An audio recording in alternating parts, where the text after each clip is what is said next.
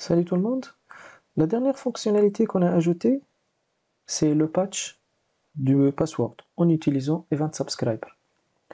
Mais dans le cas où vous ne pouvez pas ou bien vous ne voulez pas utiliser un Event Subscriber, qu'est-ce qu'il faut faire?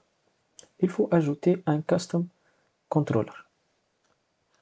Donc un contrôleur spécifique à cette fonctionnalité. On va commencer par ajouter dans la configuration controller, deux points. On va l'appeler change password controller.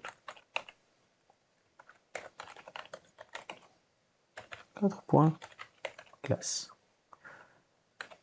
Maintenant, on n'a pas ce contrôleur, qu'il faut l'ajouter. Je prends le nom.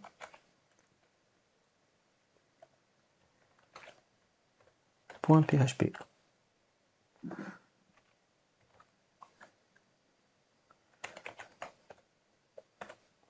Donc dans ce contrôleur, on va ajouter seulement la fonction invoke.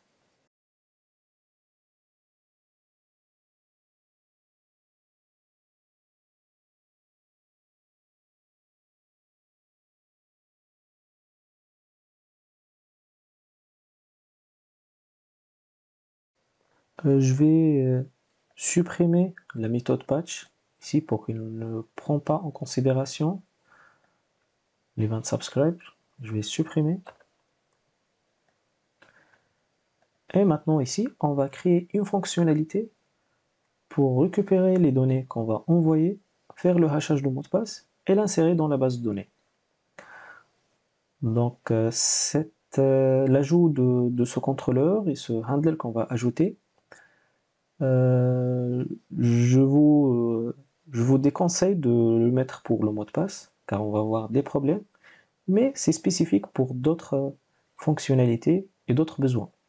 Mais je vais le faire pour le mot de passe juste pour avoir un exemple sur cette partie. Donc maintenant, je vais créer un handler qu'on va appeler change password handler qui contient une seule fonction update password avec le hachage du mot de passe. Donc c'est les mêmes deux lignes qu'on a mis dans les 20 subscribers pour le hachage du mot de passe.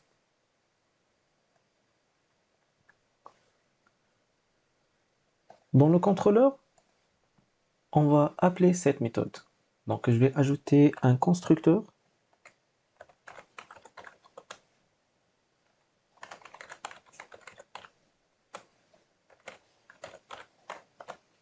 qui va prendre en paramètre le handler.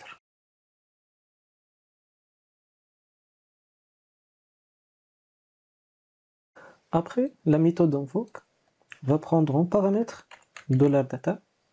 Ce sont les données qu'on va envoyer depuis la méthode patch. Enfin, on va retourner $10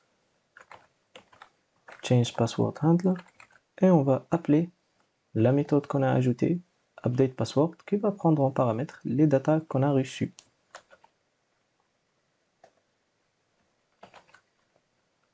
On va faire le test.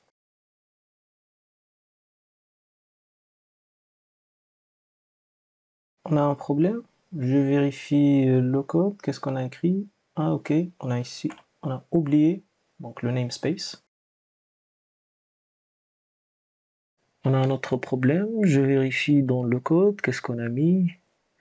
Donc dans l'utilisateur, change password et importe changer.